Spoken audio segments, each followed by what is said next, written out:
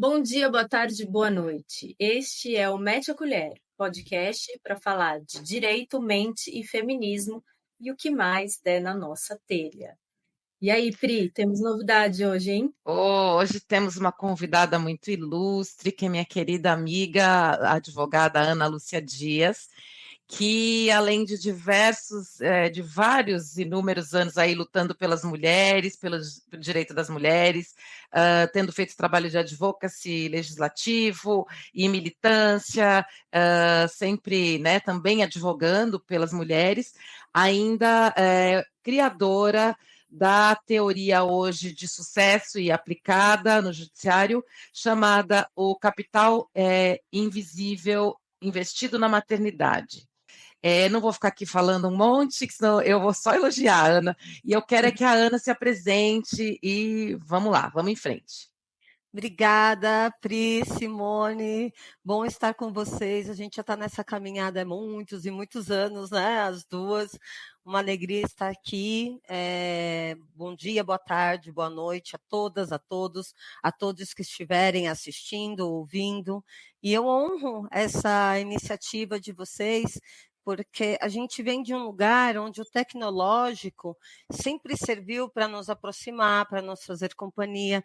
Quando não tinha WhatsApp, quando não tinha Facebook, nós tínhamos as listas de e-mail, onde muitas de nós, aliás, eu conheci vocês duas lá, eu não sei se vocês se conheceram através de lá ou em outro lugar, mas grande parte do meu ciclo social de amigos, ela vem dessa lista, onde nos e-mails em que peço, todo mundo falava, é difícil você ter uma relação virtual, tá? A gente tem relações assim, eu tenho amigas, acho que tem pessoas que eu ainda falo hoje que eu não conheço pessoalmente, então eu acho que quando vocês trazem essa iniciativa de colocar o nosso rosto, né? Hoje tem rosto, não é só o e-mail, né? Que a gente usava. Quem é você? Eu sou tal, arroba isso, arroba aquilo, né? Eu acho isso muito importante. Eu fico muito feliz porque a gente sabe que, assim como o parto humanizado, eu falo bastante do direito perto da gestação, da escolha de parto, porque a gente sempre fala no protagonismo da mulher para escolher como ela quer parir e como ela quer ser mãe, né? Eu falo bastante no protagonismo da mulher sobre como ela quer exercer os direitos dela. E, da mesma forma que lá a gente falava que para ter um parto bom, interessa que via que for, a mulher precisa ter conhecimento para fazer uma escolha autônoma, eu penso que no direito é assim também, né? A gente exerce a liberdade, através do conhecimento a gente pode fazer escolhas autônomas dos nossos direitos e assim a gente se torna uma pessoa emancipada. Então eu parabenizo vocês porque eu vejo esse lugar do podcast peraí, ó, claro que eu ia fazer isso, né? O Mete a Colher, claro que eu ia fazer uma colher vermelha enorme. Aqui, ó, não é uma colherzinha, não, ó. É isso aqui que a gente tem que fazer, ó, gente, que colher legal, né? Eu escolhi a dedo. Muito legal. Precisa providenciar uma dessas, né, Ai, Pri? gente, Sim. não, me manda o endereço que eu mando de presente, uma para cada uma, tá? Ah, É obrigada. verdade, todas as vezes que vocês falarem assim, ó, vamos conversar com o convidado, ó, mete a colher, eu Muito vou bom. sair com vocês, porque esse é o caminho para que a gente possa, para que as mulheres tenham conhecimento e façam escolhas autônomas. Então, eu estou muito feliz de estar aqui com vocês. Eu acho que a gente vem de um lugar de vanguarda, de mudança dos costumes, dos hábitos das mulheres mães, né? Tem coisas que se falam hoje que a gente falava em 2005, 2006, né, Priscila? Oxe. Então é isso. Eu sou advogada, sou mãe, né? Sou mãe de Maru, mãe afetiva da minha enteada, da Sofia e do Marcos, Sofia com 17 anos, Marcos com 13. Sou ativista, sou advogada, sou militante no direito, em várias áreas na questão das prerrogativas da mulher advogada, na comissão da mulher advogada. Ainda faço parte do colegiado da REUNA, Rede de Humanização do Nascimento. Sou professora, palestrante e advogo. E sou mãe do Kiko, mãe de pet também, né? Não de garrafa pet, do cachorro pet. Estou muito feliz de estar aqui com vocês. A gente Bacana. também está muito feliz. Obrigada por aceitar o convite. Quer perguntar? Quer começar, Pri, que você... Eu quero que a Ana conte para a gente o que é esse capital invisível investido na maternidade e a aplicação dele. Na verdade, assim, como você elaborou essa teoria, o que ela é? Conta para a gente aí, Você quer por falar um favor. pouquinho a sua história, Pri, um pouco antes de eu entrar? Sim, então, Eu a começo com gente você contando. A gente hoje vê nas redes sociais alguns advogados e advogadas e advogados e todos falando sobre a teoria, sobre esse nome, capital invisível investido na maternidade, como uma grande novidade, e alguns até reivindicando a autoria dessa teoria e tal. E eu preciso aqui publicamente negar essas pessoas como autoras da tese, porque eu estava presente eu imagino que tenha sido porque era por ocasião de eu estar planejando, falando de divórcio e tal, com a Ana num programa de televisão que a gente foi gravar, né, Ana? Fomos tomar um café. E aí a Ana me explicando o cálculo de pensão e tal, e a Ana começou a me falar isso em 2014 sobre o capital invisível investido na maternidade, o que era, e eu fui ficando assim, nossa, nunca tinha pensado nisso. E foi maravilhoso, porque realmente fez todo sentido para mim. A Ana é a criadora original dessa teoria. A Ana mostrou, inclusive, tem aí publicação, né, da Ana na. Como chama? Na Cientista que Carta Virou Capital. Mãe. E no Na Cientista que Virou cientista. Mãe, antes ainda. A Você campanha para a escrita desse texto em 2016, né? Isso, que a gente enviou vários textos, eu publiquei também sobre outro tema, você publicou exatamente isso. Então, assim, a anterioridade, não que você vá ganhar royalties por causa disso, mas, de qualquer forma, a anterioridade, para mim, além de eu ser testemunha, está super comprovada aí na publicação no site, lá na plataforma do Cientista que Virou Mãe, né? E eu utilizei, Ana, preciso te dar esse crédito também, eu cito você nas minhas petições em que eu sinto que preciso usar, e assim, coloco citação mesmo daquele seu texto e depois o da Carta Capital, porque é muito importante a gente inserir isso no judiciário, né? E eu queria que você falasse, porque senão eu vou ficar falando aqui. Eu quero que você fale. Olha só, Pri, Simone, quando eu fiquei gestante da Sofia, entrei na materna, eu já advogava na área de direito de família, né? Naquela época atendia homens também, mas atendia bastante mulheres, e eu era muito meticulosa no cálculo da pensão alimentícia. E na minha cabeça eu criava algumas coisas que eu achava que tinha que fazer, eu falava, vou fazer. Então foi assim que eu entrei com uma ação para obrigar o pai a pagar uma multa pelo dia de não ir na convivência, isso em 2003. O pessoal falava, você é louca, não sei o que, nós conseguimos. Felizmente, a minha cliente foi o primeiro caso que conseguiu penhorar a FGTS para pagamento dessa multa. Olha, Que isso foi legal. penhorado e só foi levantado em 2021. Quando Nossa! ele foi mandado embora da escola, e aí tinha a penhora lá. E os filhos já adultos, né? Foi uma história bem bonita. Eles pegaram esse dinheiro e foram viajar com a mãe, a viagem do sonho que ela queria fazer, né? E foi com esse dinheiro que eles fizeram. Eu fiz isso, assim, essa execução foi de 2004.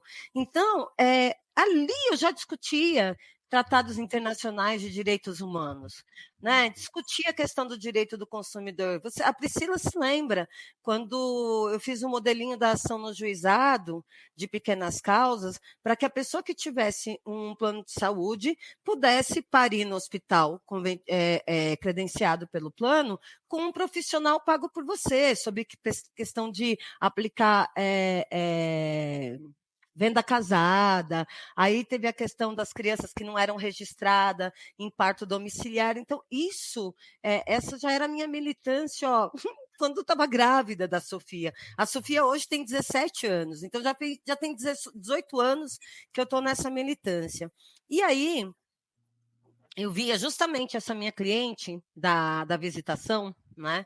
Ela se tornou minha cliente em 2001, eu me formei em 2000, né?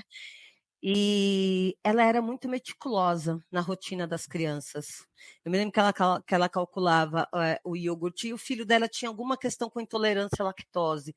Imagina isso em 2021, gente. Hoje você compra em qualquer lugar. Imagina que ela tinha que fazer leite de cereais, leite de aveia, que a gente não tinha em caixinha, né?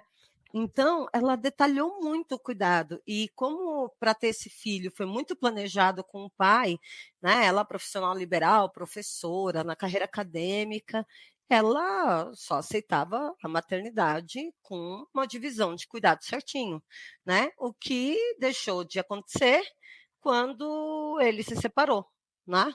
E aí ela contratou mão de obra. E nós juntamos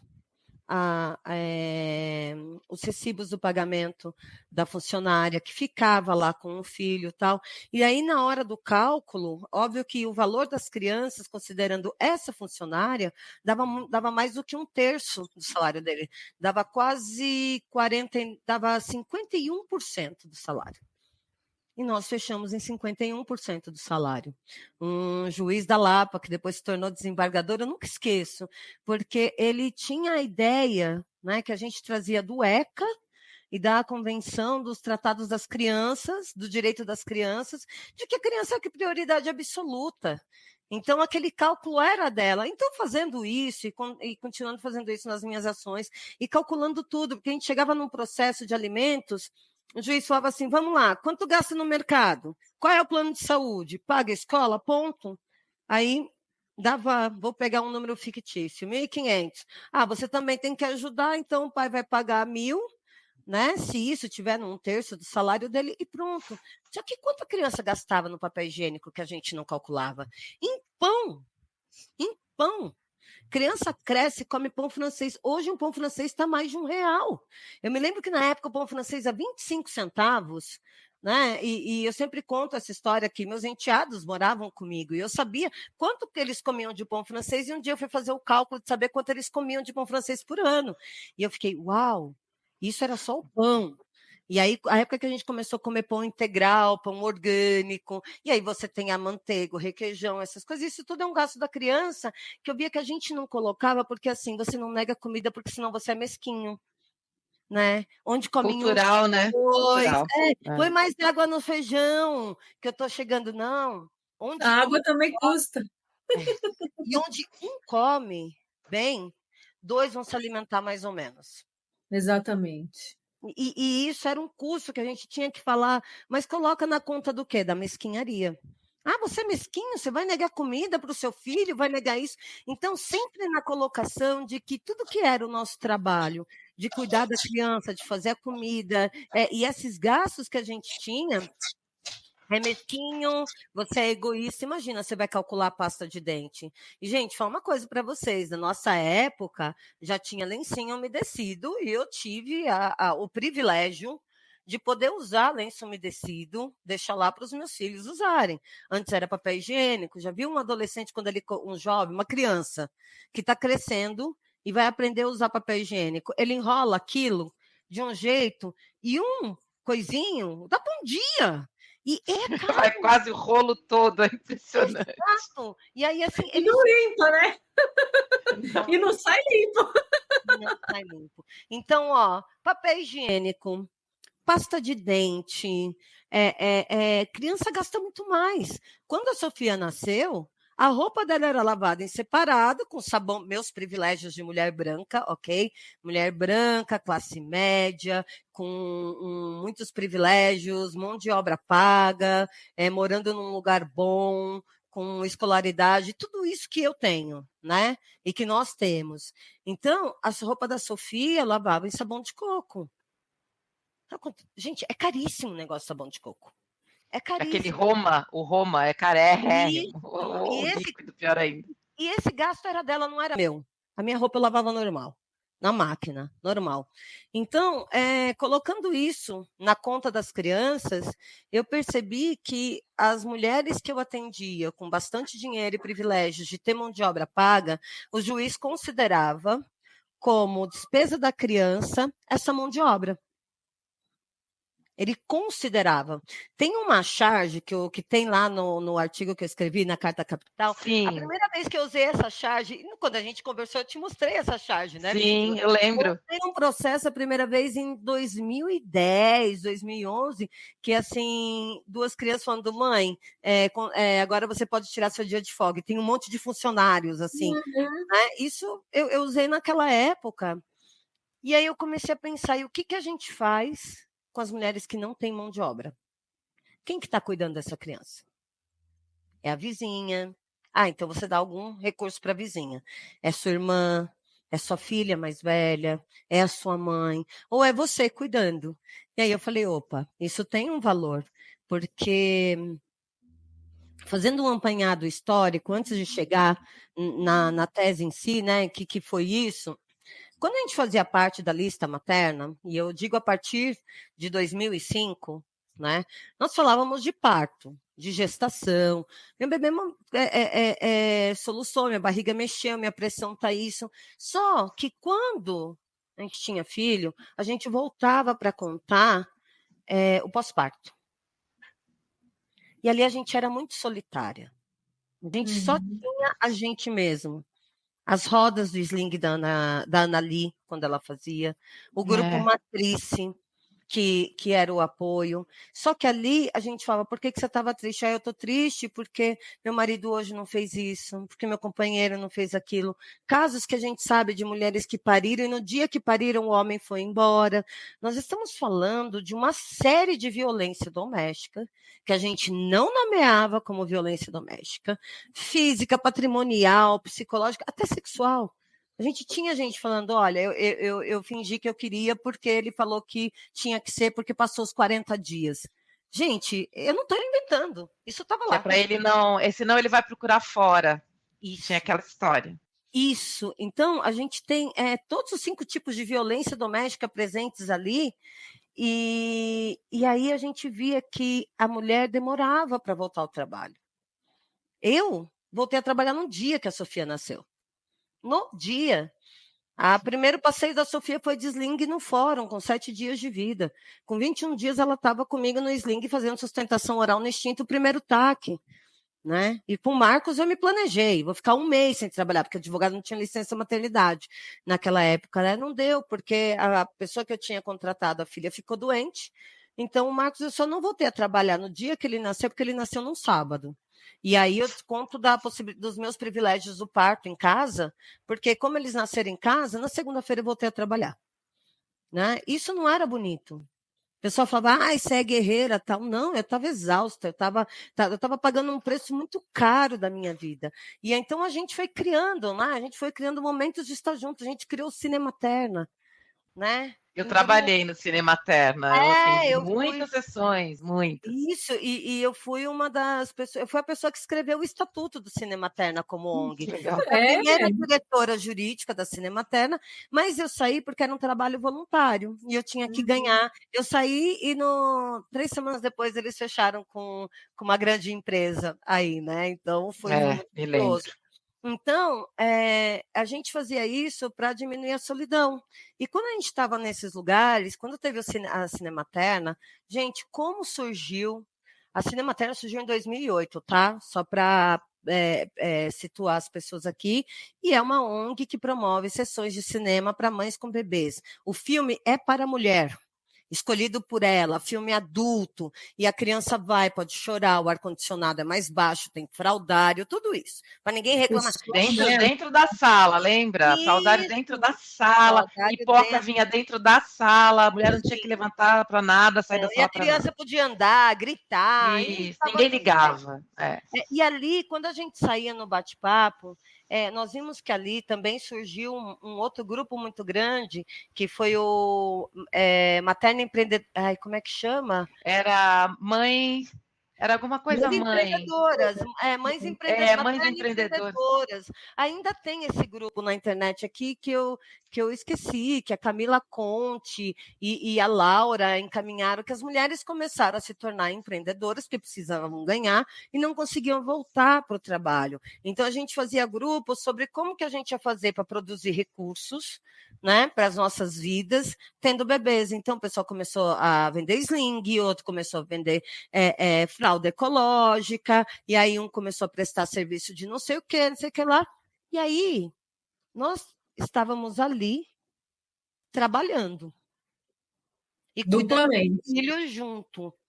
Não dupla, a gente falava duplamente, Simone, mas tem uma frase que quem trouxe foi a Cláudia Patrícia Luna, quando ela era presidente da Comissão da Mulher Advogada, no meio da pandemia, daqui de São Paulo. Ela falou assim que a mulher não estava numa jornada dupla ou contínua. A gente estava em jornada dupla ou tripla. Nós estávamos em jornada contínua. Quando ela falou isso, caiu assim, eu falei, caramba, É é verdade. isso. A gente não estava em jornada dupla, Simone, porque você ia chegar, você tinha que tomar banho, você tinha que cuidar da sua vida, você tinha que cuidar do dinheiro, você tinha que gerenciar, você tinha que planejar a rotina do seu filho. Então, enquanto isso, a outra parte que não estava fazendo isso estava investindo em si. E ela Uhum. podia colocar um capital nisso, né?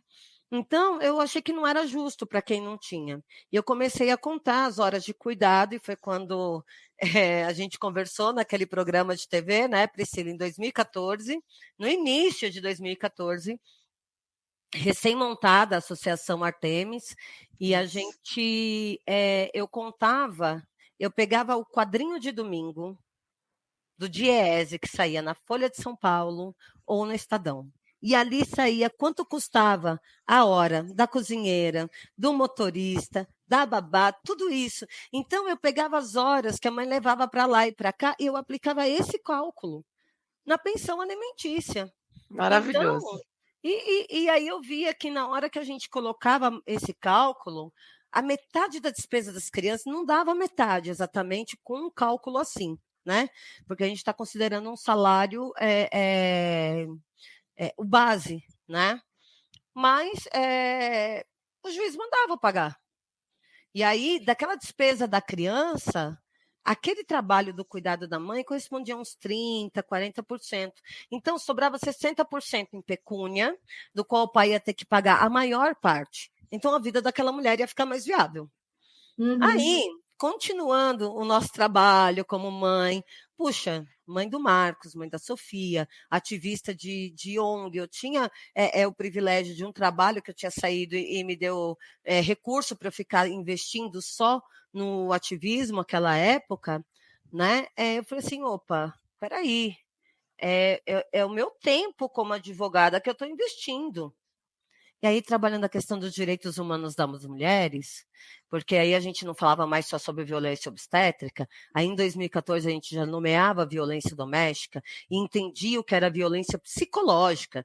A denúncia da Artemis no Tribunal de Justiça de descumprimento da Convenção para a Eliminação de Todas as Formas de Discriminação contra a Mulher, a CEDOL, e descumprimento do Belém do Pará, eu escrevi, a Raquel Marques entregou, foi meu último trabalho na Artemis, ela entregou em setembro de 2016. E foi muito, muito, muito utilizado até nas ações de violência obstétrica, não apenas violência doméstica, aquele seu trabalho todo em cima da Convenção de Belém do Pará, foi maravilhoso. Sim, o artigo que eu tinha escrito sobre isso. E aí, olhando essas coisas, eu falei assim, pera, se eu estou fazendo mais do que eu devo e isso me traz consequência, um dano, né, emocional, tem que ter uma psicóloga, um psiquiatra, ou físico, um cansaço, eu tenho enxaqueca, e se a Convenção Belém do Pará diz que toda ação ou omissão praticada por ente público ou privado contra a mulher que lhe cause sofrimento físico, moral, social, patrimonial, sexual, é violência de gênero, então a gente estava diante de uma violência de gênero. E aí eu fui lá Sim. estudar de novo, olhar e falei assim, é isso, é isso. E aí eu escrevi o texto para a plataforma cientista que virou mãe em 2016. Mas eu já usava, é bem isso que a Priscila falou.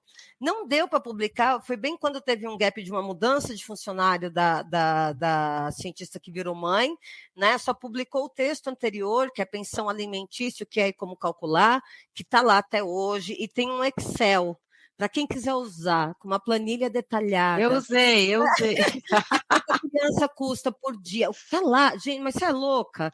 Eu sou, mas pessoas normais às vezes são chatas, né? Já dizia um grande escritor, acho que foi o Rubem Alves, não sei quem que falava, né? Mas alguém falava que pessoas normais são chatas, então tá tudo bem. Ali estava o que a criança consumia no café da manhã por dia. E aí, aquela planilha, ela se desdobrava para a semana e por mês, né? Então, assim, gente, essa despesa da criança, receber criança em casa custa. Não interessa de que classe social você vai receber os filhos para uma festa de pijama, com um animador, vai fazer aquelas cabaninhas com travesseiro, nome tudo bonitinho, tem um custo. Você vai receber os amigos que vão lá, que vai comer pão com salsicha e tomar suco, ou pão com carne louca, ou vai comer só gelatina ou só pipoca, também tem um custo. E isso não teria se não fosse essa criança. Então, essa despesa não é individual da mãe. Mas Sim. alguém tem que fazer a salsicha. Alguém tem que receber. Alguém tem que observar, cuidar. Porque se uma criança se acidenta na sua casa, mesmo que não seja seu filho, a responsabilidade é sua, tá lá no ECA. Então, tinha esse tempo. Mas, assim, o meu tempo não era o valor do Diese, porque eu sou advogada. E o meu trabalho, ele tem um valor de uma hora intelectual. Que se eu cobro menos, eu estou infringindo a tabela de ética da OAB. Então, quando eu estou cuidando dos meus filhos, eu, no meu horário, eu estou deixando de fazer a minha atividade intelectual remunerada para investir neles. Então, tem que ser pago o tempo do trabalho do meu trabalho. E aí, eu escrevi o texto. E como isso é aceito? Porque, assim, de cabeça de juiz, a gente não sabe muito bem o que pode sair, né? E eu acho que eles conseguem entender e até aceitam quando a gente não, porque eu não sou advogada, um monte de gente acha que eu sou advogada porque você fala de direito, né? Eu falo de direito, e também eu e a Priscila e tal, mas enfim, o cálculo, né, das despesas da criança, eu acho que fica mais fácil de entender. Tudo bem, gasta, sei lá, luz, gasta comida, escola, roupa que desgasta ou que perde. Isso é fácil de ver, de entender. Isso, né? Você consegue mostrar, provar e que o juiz e talvez até a sociedade consiga entender a importância de que alguém tem que cobrir essas despesas. Sim. Mas quando entra no horário da mãe, né, da força de trabalho que ela está vendendo sem receber, né, que é o criar o tempo dela investido, né, em educar, porque não é um tempo que é dividido com o genitor, né? Porque ele está lá na empresa, lá, sei lá, trabalhando das 8 às 6, e isso não prejudica o trabalho dele, não prejudica a carreira, a progressão da carreira dele. As mães, elas, por mais que elas consigam empreender, e por que e aí para mim fica uma coisa que sempre parece lindo, né? Mães empreendedoras é uma ótima iniciativa, né? Que foi que a gente apoiou e a gente continua apoiando, das mulheres terem autonomia e independência financeira. Mas é isso, é uma jornada contínua, né? Porque você está, além de fazendo o trabalho sozinha de criar um ser humano, né? Você ainda tem que dividir essa hora, ocupar e contra as leis da física, né? De ocupar duas coisas, ocupar o mesmo espaço ali, né? O mesmo lugar que você tá com um olho no peixe, outro no gato, tendo que fazer dinheiro para poder ser remunerada, porque na verdade você está sofrendo violência patrimonial.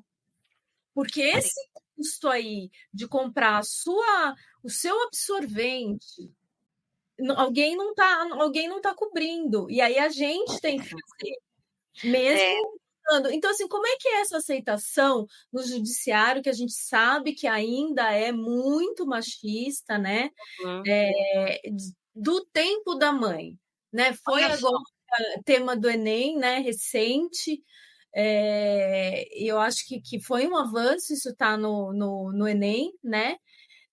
Mas como é que é essa aceitação? Porque eu já vejo, né? O Pedro, eu sou casada com um advogado familiarista também, então ele advoga mais para as mulheres, porque também com a chata aqui em casa não teria como.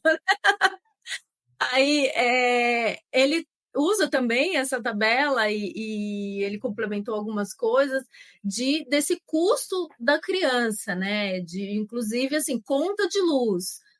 Sei lá, tem 2 crianças e você divide lá pelo número de Sim, pessoas que tem. pessoas na casa. E às vezes, se é uma criança que, por exemplo,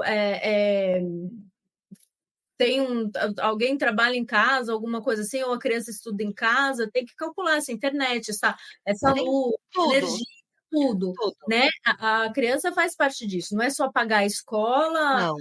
Paga jardineiro, a criança mora numa casa que tem jardim, a parte dela é dela. Então, moram 5 pessoas, paga R$ 1.000 de jardineiro, R$ 200 é dessa criança, de cada criança, entende? Sem Isso, sombra de dúvida, é isso. despesa Isso dela. eu percebo que o judiciário já está aceitando mais, né? Quando você chega, mostra, olha, essa criança custa tanto. É meio feio falar, essa criança custa tanto, mas é isso Não é mesmo. feio. Não, A Não, criança é que as custa. pessoas, né, são os grandes tabus da sociedade, né? Dinheiro e morte. Esse é o Então, pulo.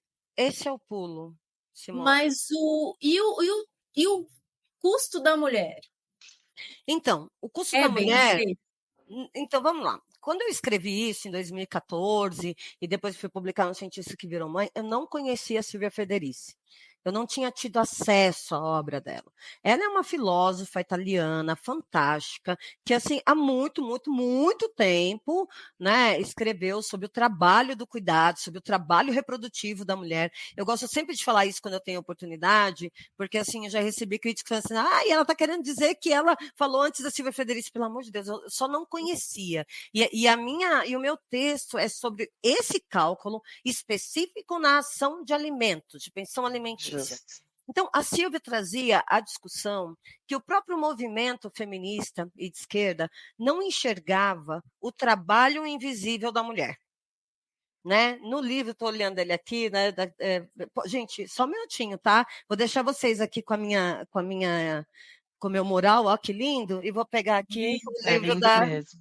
Pois é, esse A gente mural.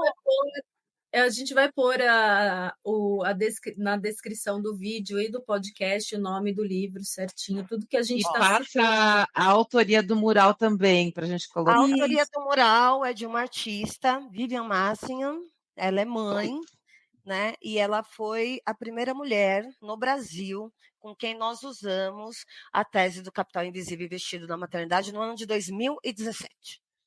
Então, Olha, é essa mulher, ela desenhou essa rede de apoio, essa Hecate, a deusa tríplice dessa forma. Então, no ponto zero da Revolução, esse livro da Frederici, ela traz que ela olhava, desde pequena, o trabalho da mãe dela, da avó, e o custo que tinha isso no cuidado. Então, a Silvia, ela começou a escrever sobre a questão que nem os movimentos de esquerda enxergavam esse trabalho invisível que a mulher faz. Ela trazia bastante o trabalho de cuidado, mas ela falou primeiro do trabalho reprodutivo, né? Que era um trabalho da mulher de reproduzir a mão de obra gratuita para a sim. sociedade, né? E ela trazia essa discussão. Quando a Argentina começou a aceitar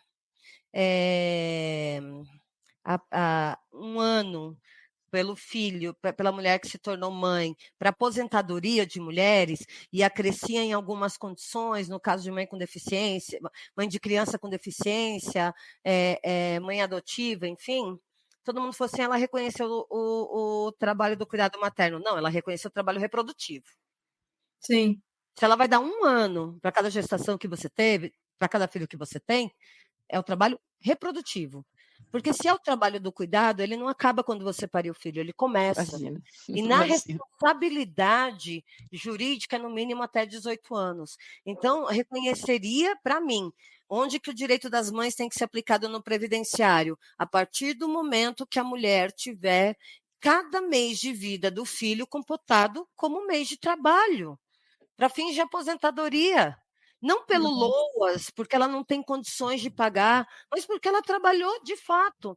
Porque se alguém criou, se a gente tem, vamos dizer, a gente tá aqui, nós estamos aqui nós 3, sentados em cadeiras, com os equipamentos em mesa. Então, você tem a cadeira, equipamento, a mesa. Alguém fez.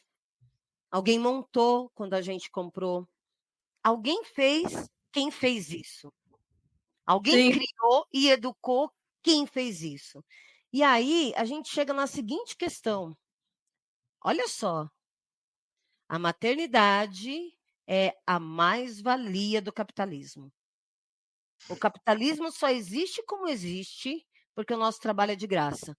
Porque se a gente pensasse que a gente tem que remunerar a mãe da pessoa que desenhou, que projetou a mesa, a mãe da pessoa que na fábrica contratou e recrutou alguém, né? A mãe da pessoa do RH, a mãe da pessoa que cortou a madeira, que montou, a mãe do motorista que fez a logística para trazer para tal lugar, a mãe da pessoa que fez o site para você comprar online, o valor dos produtos seriam outros. E a Silvia Sim. Federici, ela fala isso. E tem uma coisa que eu gosto de colocar no livro dela, ela traz isso nas folhas 135.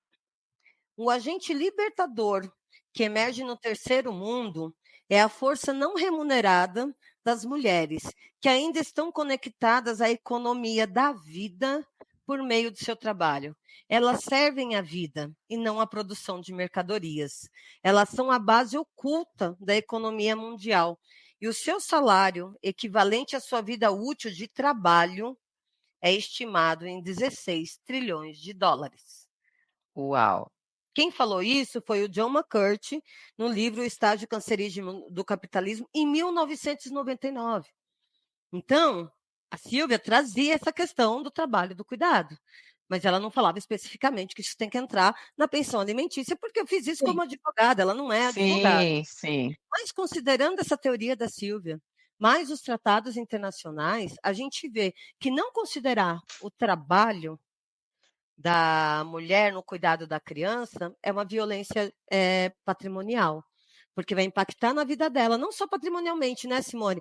Intelectualmente, na carreira, Fisicamente. fisicamente, sexualmente. Então, ela, pela própria definição do que é violência de gênero, da Convenção CEDAW, reorganizada pela Recomendação 19, e da Convenção Belém do Pará, essa sobrecarga que ela paga sozinha no cuidado de uma criança, ela é violência de gênero, é uma violação de direitos humanos. Importante dizer, né, quando a gente fala de tratados internacionais de direitos humanos, e nós somos familiarizadas com isso, porque a gente discutiu isso em 2013, quando a gente Sim. falava do parto, da violência Uhum. obstétrica, do direito da pessoa ter autonomia de escolher viver. É o mesmo tratado. Então, é a Sim. mesma coisa. Se a mulher está tendo ferida a autonomia dela na hora do parto, e isso é uma violência, a mulher ter ferido e prejudicado, impactado a vida dela no cuidado, também é uma violência. E a Constituição Federal, né, porque um tratado internacional, só explicar para quem não sabe, toda vez que o país, que o Brasil assine e ratifica um tratado internacional, ele passa a ter força de lei supraconstitucional. Ele é maior que a Constituição Federal. Ah, Ana, quer dizer que aquela portaria do hospital que não deixa entrar homem e tal, ela não tem a mesma força que o tratado? Não, não tem.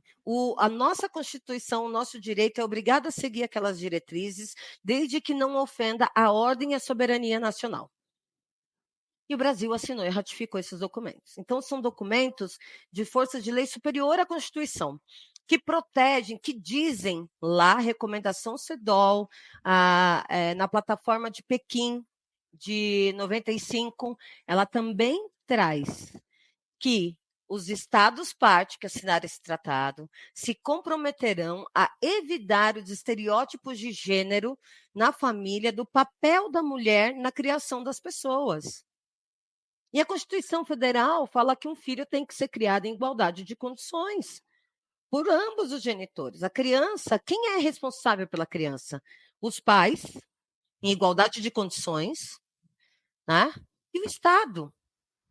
Então, se a igualdade de condição, se eu estou tendo meu tempo entregue aqui para a criança e você está usando o seu tempo para você ir jogar tênis, fazer crossfit, fazer a pós-graduação, ir no bar beber e jogar bola, anyway, o que você quiser, né? E você não está cuidando dessa criança, que não é só responsabilidade minha, tem aí uma violência muito clara.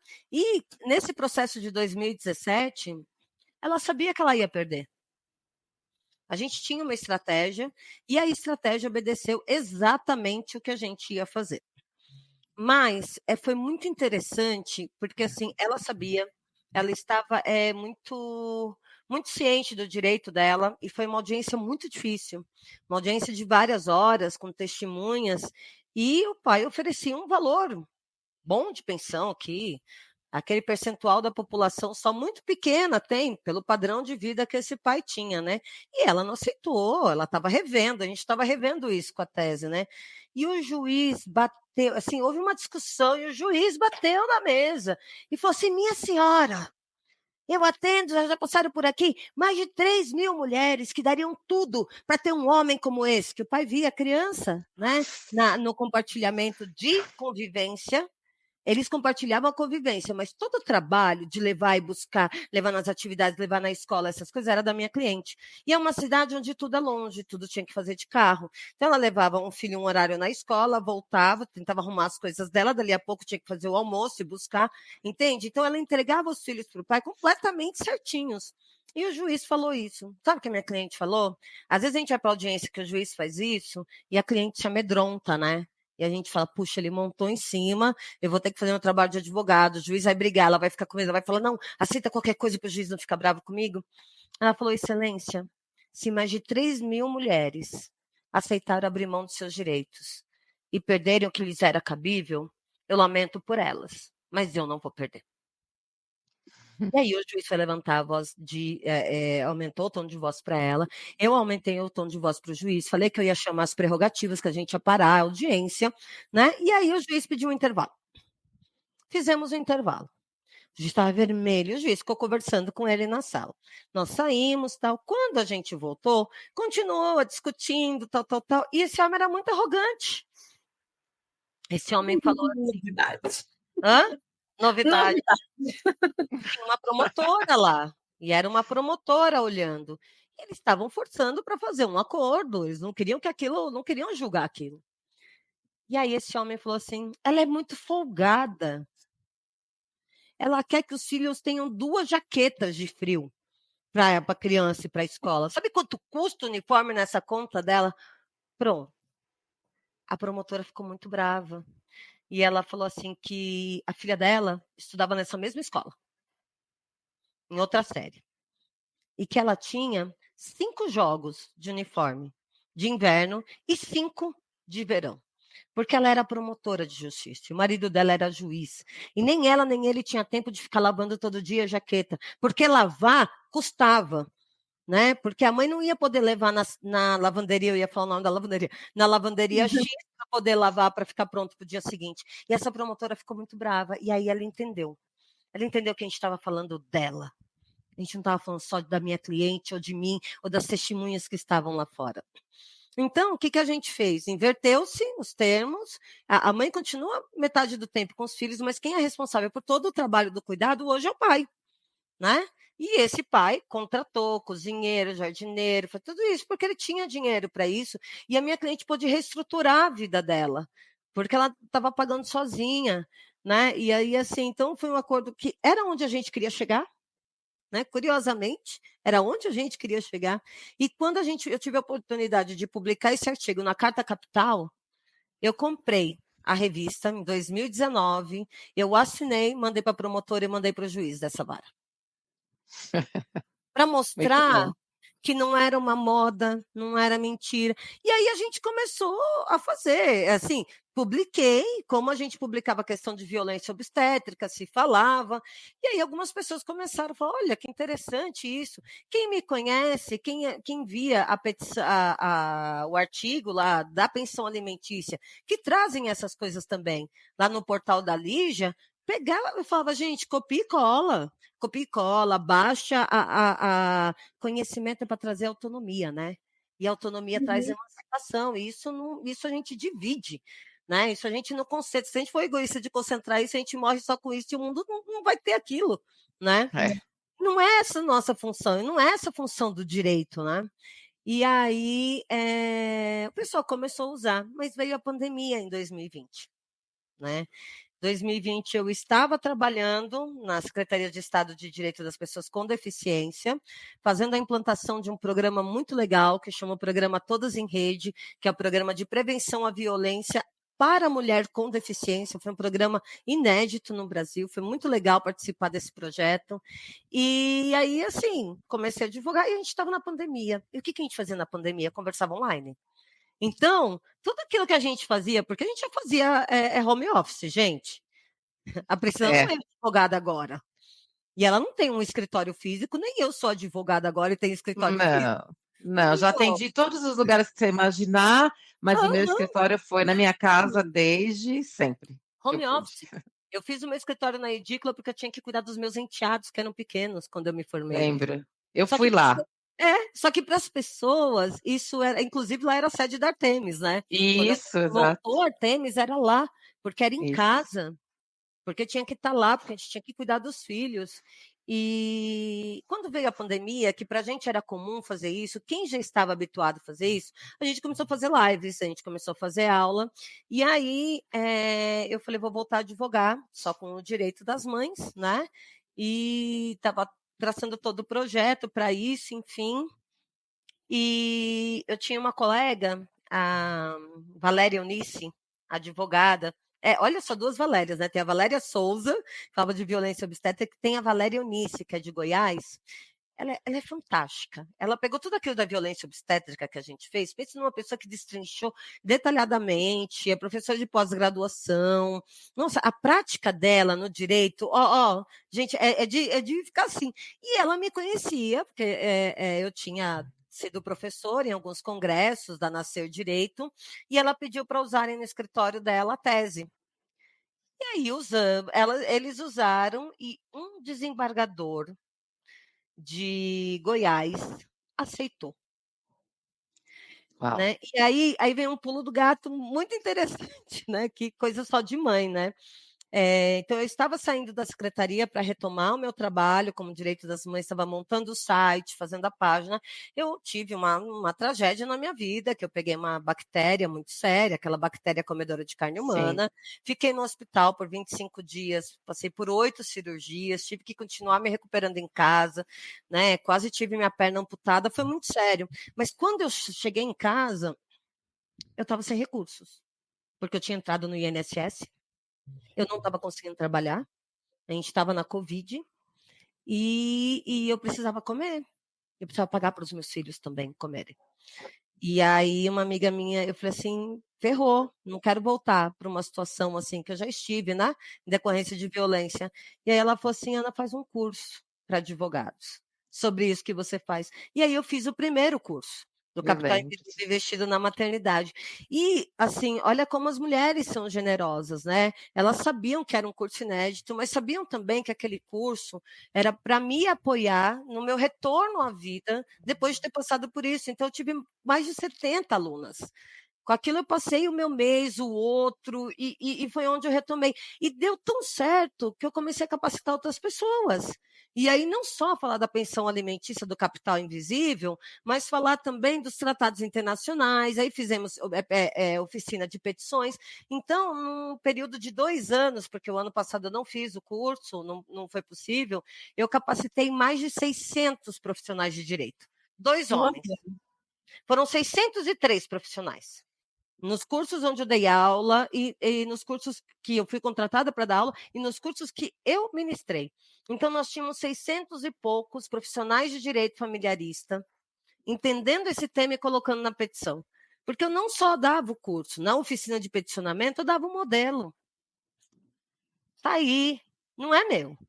É de todo mundo. Tem gente que é desonesto e não cita o nome, mas a maior parte das pessoas citam e está tudo bem. Né? Porque, de novo, imagina, eu podia falar assim, olha, eu descobri o trabalho do cuidado, e não conhecia isso, né? Imagina, as pessoas fazem isso, né? Então, alguns juízes começaram a ter que aplicar, mas teve gente que começou a falar que é louco, e aí surgiu uma coisa em 2021, novembro de 2021, que eu me lembro que eu chorei quando eu vi. O Conselho Nacional de Justiça editou um documento quando a gente estava vivendo naquele momento de tanta perda de direito das mulheres, perda de efetividade para conseguir fazer os nossos direitos, e ele editou um documento que chama Protocolo para Julgamento em Perspectiva de Gênero. Sim, a gente Do usa, eu Conselho uso Nacional, bastante. do Sim. Conselho Nacional de E Justiça, hoje é recomendação, né? Hoje não é só mais hoje é uma obrigatório, é obrigatório, não é só é mais uma lei. recomendação, uma lei, É. exatamente. E eu me Uhum. lembro que a primeira coisa que eu fiquei emocionada, que eu vi, que lá na página 83, olha só, ele dizia que não tinha dúvida que existia violência obstétrica. Falei, reconheceu Sim. formalmente a violência obstétrica, porque a gente tinha CFM, Ministério da Saúde antigo, dizendo que esse termo não existia. A Então, gente eu tinha o termo acredito. na lei, né? Só na lei, mas o judiciário não tinha. Eles falavam muito de erro médico, mas não de violência São obstétrica. Eles coisas Sim. tratavam diferentes. Eu isso. não advoguei nessa área, mas a Priscila sim. A Sim, Priscila foi muito das primeiras advogadas no Brasil que advogou no contencioso para violência obstétrica. E justo. aí a pessoa queria entender violência obstétrica como erro médico e são figuras jurídicas completamente Nada a ver. diferentes. Quando eu vi o protocolo, tinha isso. Aí eu continuei vendo. Quando eu cheguei na parte de direito de família, falava do que se esperava do estereótipo da mulher-mãe, que ela era cuidadora, que confundem amor com trabalho. A Silvia Federici, ela fala, o que eles chamam de amor é trabalho não remunerado. Não Não, sei o que fala, é a Silvia. E isso tá lá no olha, eu fico arrepiada. E aí, é gente, fantástico. e outra coisa que está lá, nas folhas 55, 50 e tantos, está dizendo que tinha que usar os tratados internacionais. Quais tratados internacionais? Aqueles que eu dei aula. Mas por quê? Porque eu dei aula, não, eram os mesmos que a gente falava em 2004 e 2005. O mesmo tratado que fundamentou a ação coletiva contra a ANS, em 2006, que a parte do princípio colocou, o mesmo tratado internacional que fez com que aquele juiz, em 2002, mandasse o pai visitar os filhos sob pena de pagar prisão, não é novidade. A CEDAW é de 79, a Belém do Pará é de 96, Cairo é de 95. Eu não aprendi isso na escola, na faculdade. Nem na escola, que eu tinha que ter aprendido, e nem na faculdade. Então, a gente começou a jogar, mas assim, então eu falei assim: ó, você está achando que sou eu que falo isso? Tem o CNJ que diz isso. E aí outros juízes começaram a aplicar. E nisso que eu sou muito grata, a força desse coletivo da internet, do virtual, que a gente tem as partes ruins, óbvio, mas assim, nós nos constituímos rede de mulheres no virtual. A gente sabe que mais de uma vez tiveram mulheres sozinhas que iam sucumbir. E não sucumbiram, eu vou chorar, desculpa. E não sucumbiram porque tinha um grupo chamado a Ciranda das Mulheres Sábias, não é, Simone? Não É. é, Priscila? Oh, E oh, ali ninguém falava de coisa bolinha, não. Ó, e essas mesmas mulheres começaram a divulgar isso onde? No Instagram, no E a Facebook. gente, você lembra que a gente era chamada de ativista de sofá, ativista de Ativista, Facebook? ativista de Com sofá muito e orgulho, ativista porque foi o que a gente fez.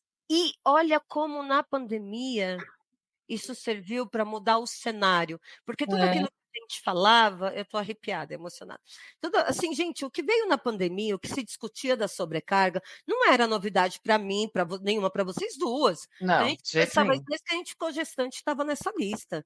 A gente conversava sobre montar uma escola, e nós montamos escolas que fossem adequadas para nossos filhos. Nós criamos na sociedade um termo de educação com apego. E, gente, vou dizer, em 2013, a defesa da dissertação de mestrado da Raquel Marques era sobre os movimentos ativistas do aborto e do parto humanizado, que um era movido pela lógica do ideal, da ideologia, que era o aborto, e o do parto humanizado pela lógica do consumo. E era verdade. Pessoas se Uhum. tornaram profissionais, começaram a trabalhar disso, eu falava disso em 2013. Então, quando a pandemia chegou para a gente, como todo mundo, a gente ficou descabelado. Agora, você já trabalhava em casa e eu também. A gente já sabia da nossa sobrecarga, eu também. Então, quando a gente começou a usar isso, da mesma forma que a gente tinha aquele poder de reunir todo mundo pelo Facebook e fazer uma passeata no Brasil inteiro. Até com camiseta, faixa, licença para polícia, tudo montado via virtual e a gente ia para a rua depois. E mudar política pública do nascimento no Brasil. Nós fizemos isso. O que nós fizemos da pandemia? A mesma coisa. E foi esse mesmo grupo de mulheres que vem desse mesmo lugar, né, que começou a falar: conheço a Ana Digital, ela escreveu isso, ela escreveu aquilo, e essas pessoas começaram a dar aula. E eu comecei, como a pandemia facilitou a questão de ser virtual, e eu não tenho mestrado nem doutorado. Eu não pude fazer, eu sou mãe, eu não consegui. Eu não consegui fazer. Então, a minha participação na academia era muito restrita. Só que com o vídeo, com as aulas online, surgiu pós-graduação de Direito das Mulheres, eu fui professora. Pós-graduação sobre violência obstétrica, eu fui professora. Aí surgiu a Escola Brasileira de Direito das Mulheres. Vem falar do que é isso? E aí começou a acontecer uma coisa. Professores começaram a vir fazer aula comigo. E aí, pessoas me marcavam: olha, estou no curso da pós-graduação e a minha professora está falando da nova teoria feminista do direito, que é o capital invisível investido na maternidade. E opa, olha isso. E aí, isso tomou. Isso passou a ser utilizado e ser ensinado. Olha, no ano passado, que alegria, né? Uma das diretoras do IBDFAN de Goiás, numa sustentação oral, ela citou na petição dela, na sustentação oral, o capital invisível investido na maternidade, e os desembargadores acolheram. Então, o que aconteceu? Você está levando argumentos que são das pessoas. Lembra quando a gente começou a falar que parecia que estava desviando o assunto sobre autonomia, emancipação, mas que para ter tudo isso precisa ter conhecimento? Essa frase de autonomia só vale se ela for livre e esclarecida também não é minha. É da nossa colega aqui, Priscila Cavalcante, que fez um trabalho de mestrado sobre episiotomia lá atrás. E ela falava da declaração de vontade livre e esclarecida. E quando nós fizemos a passeata pelo fim do projeto de lei, da lei, pela revogação da lei da prematuridade, que nós conseguimos, qual era o slogan? Autonomia de verdade é só aquela que é conhecida. Então, o que a gente começou a fazer? A mesma coisa. É esse mesmo movimento, Simone. Era a Simone Diniz criou um conceito que ela passava para a gente nas aulas lá da pós-graduação na Faculdade de Saúde Pública da USP, onde ela propôs um termo semelhante àquele termo de consentimento livre esclarecido das pesquisas de pós-graduação, onde era um termo de negação livre esclarecido, onde a mulher poderia assinar, colocando todas as informações que ela sabia, ela assinaria dizendo expressamente que ela recusava raspagem de pelos, todos aqueles procedimentos, né, enema, a episiotomia, e assim, aí tinha discussões muito de detalhes, isso, mas sim, é o que você está falando, a autonomia só funciona se for livre, não com pressão, nem com coação, nem com manipulação, e esclarecida, ou seja, com informações suficientes, né?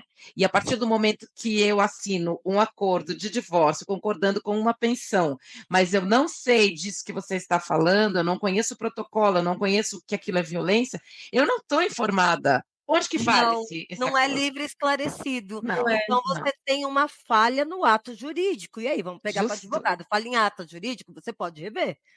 Entende?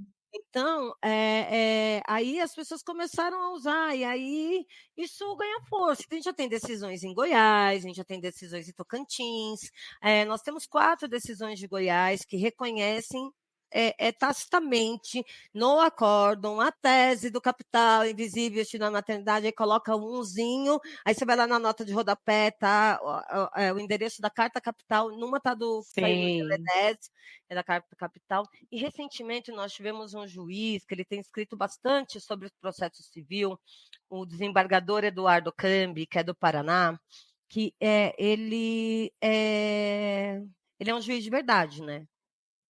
Ele é um juiz que conhece tratados internacionais. Quer obrigação conhecer.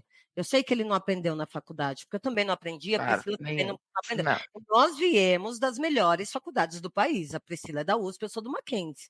numa época em que o Mackenzie era a terceira melhor faculdade de direito do país. Por que eu estou falando isso? Porque a gente tinha acesso a informações privilegiadas e ainda assim a gente não sabia disso. Nem eu, nem Priscila. Sim. Não. Nem quem veio antes. Não. E aí, como conhecimento é poder, né? Esse juiz começou a aplicar, só que daí ele aplicou num processo de uma advogada.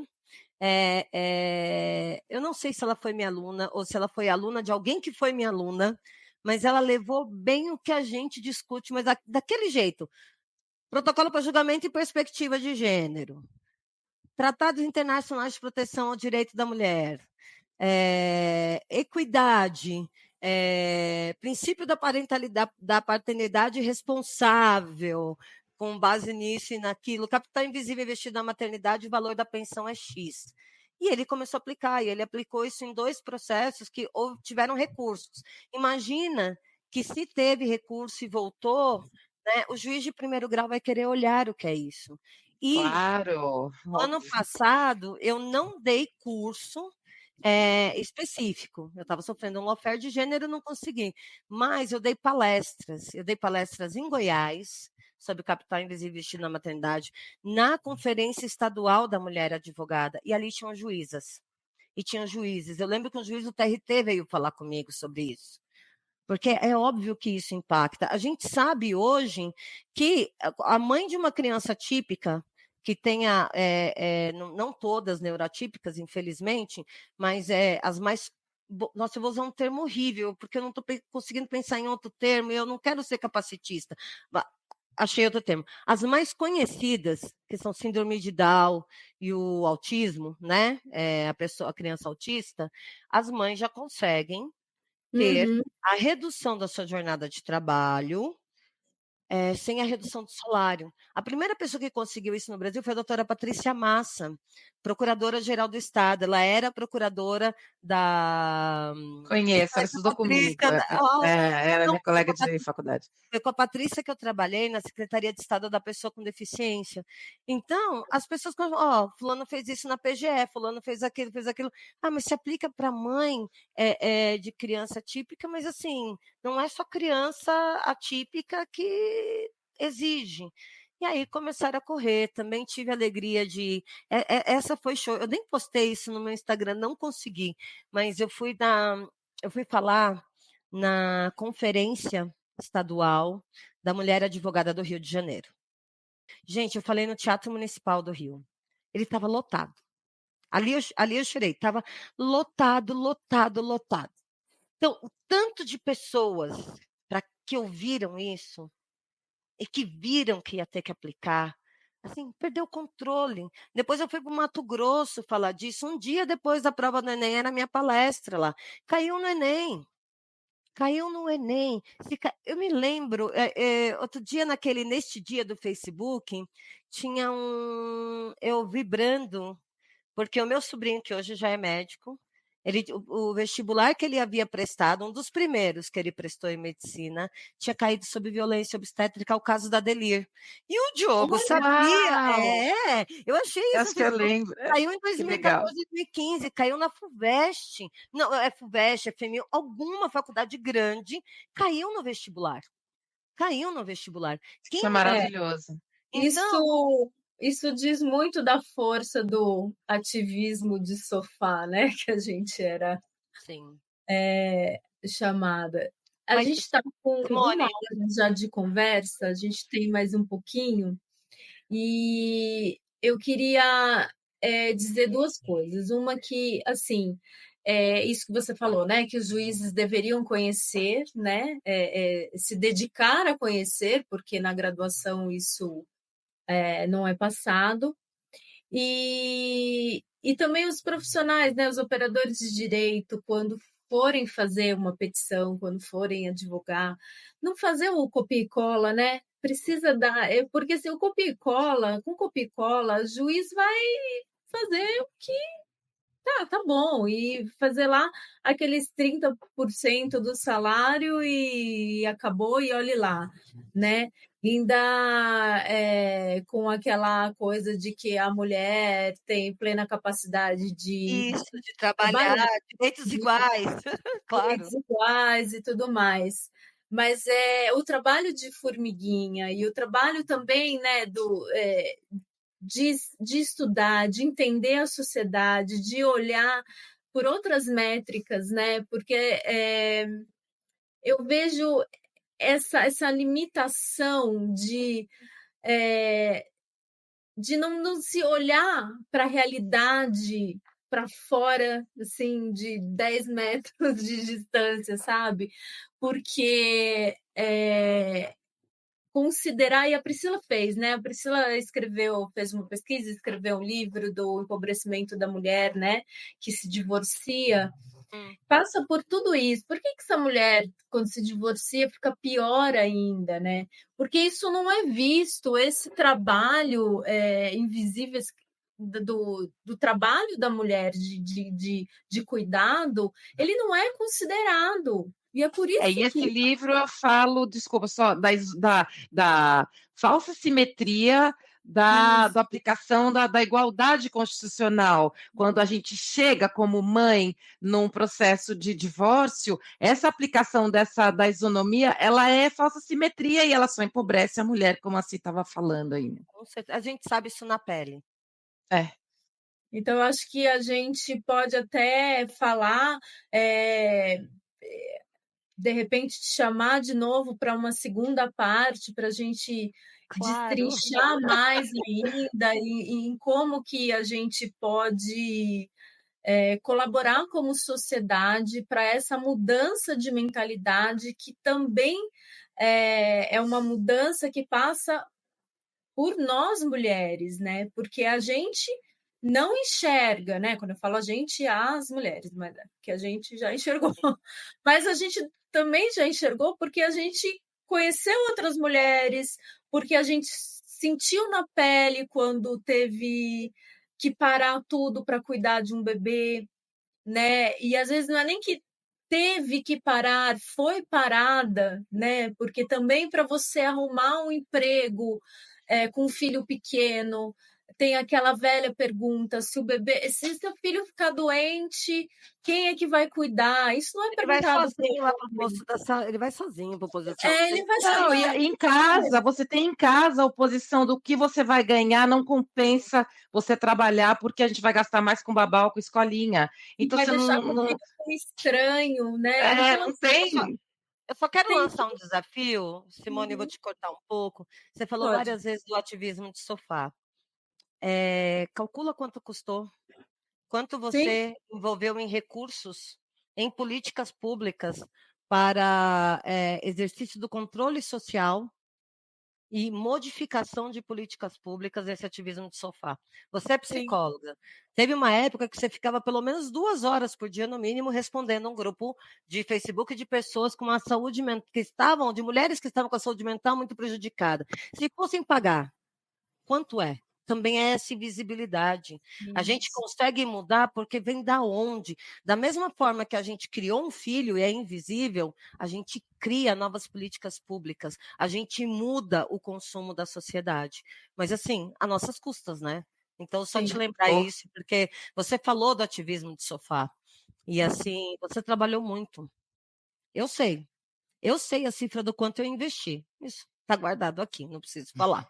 Mas Uhum. calculando, eu precisei fazer. Porque eu me achava, quando a minha vida deu problema com as questões do divórcio do meu filho, eu me achava um nada. O que eu construí da vida? Nada. Na hora que eu coloquei no papel, e eu me lembro que no apartamento que eu morava, em abril de 2019, eu falei para a Priscila: você já fez esse cálculo? Você nossa, eu lembra, né, fiquei em Priscila? choque. Lembro perfeitamente até a situação que a gente estava no seu É, apartamento. Eu fiquei em choque com essa pergunta, porque eu não tinha feito, não tinha. Nossa, sim. por A isso que a gente faz maternidade é a muito, mais-valia, né, do a capitalismo. gente, a gente não considera isso, né? Não, não É, considera isso nem em currículo. Mas se fosse para ser justo, Simone, se você fosse colocar no seu currículo de psicóloga, né, hora de atendimento e suporte organizacional com saúde mental ou de resolução de conflitos.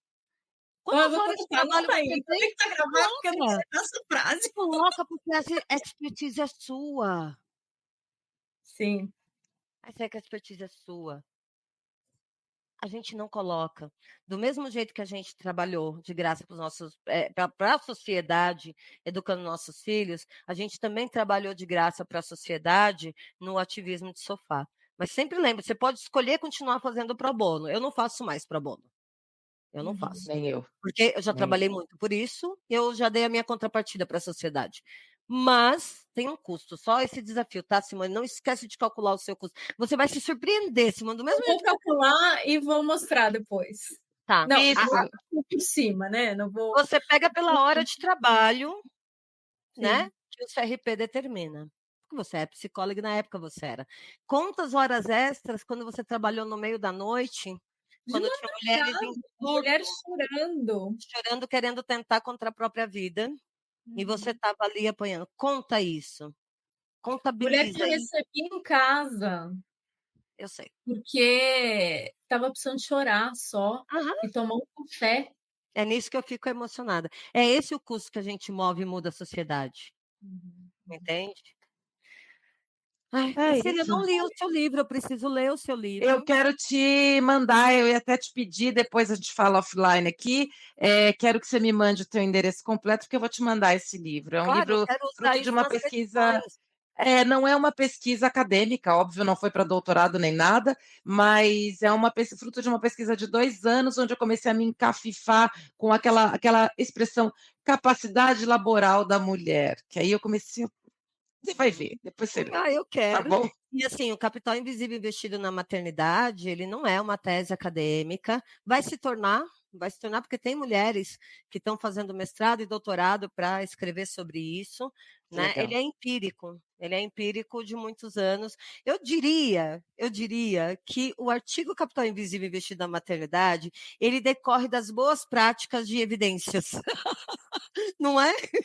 Oh, Sim, sim. exatamente. Ele é uma teoria baseada em evidências, não é? Evidências de alto nível, quase uma revisão sistemática. Isso. E é tão antigo, né?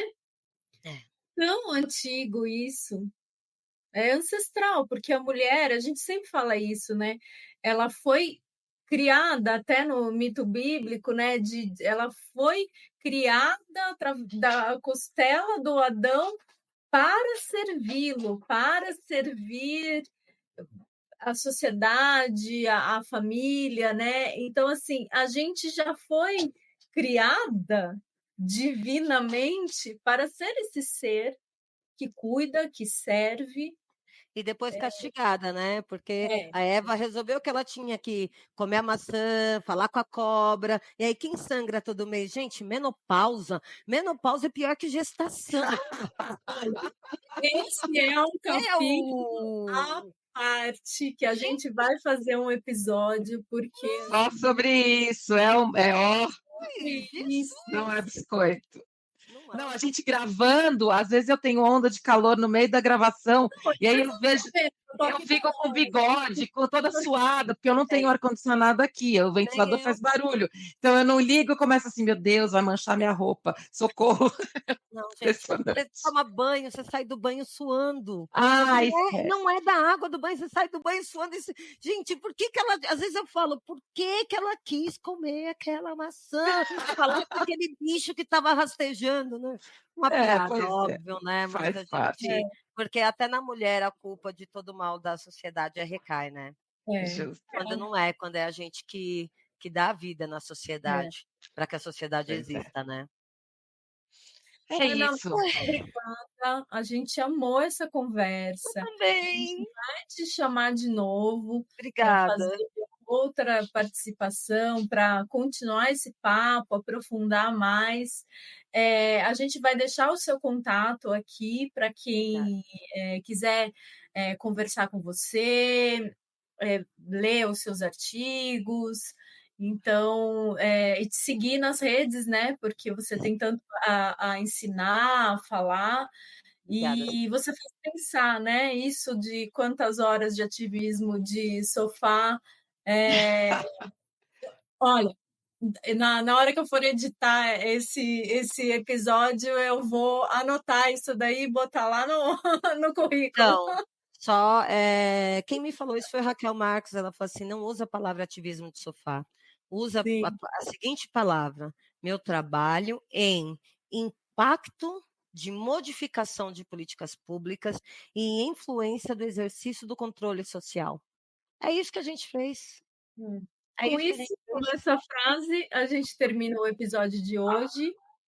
E muito obrigada a você que nos escutou. A gente vai deixar tudo aqui na descrição do vídeo, todos os links de livros, de artigos, de pessoas citadas. E vem com a gente meter a colher, né, Pri? Isso, gente. Me manda Aninha, o endereço que eu vou mandar amei, Aninha. para vocês essa colher Vou mandar. vermelha. Vou falar com você depois e a gente vai fazer sim, tá? Um beijo.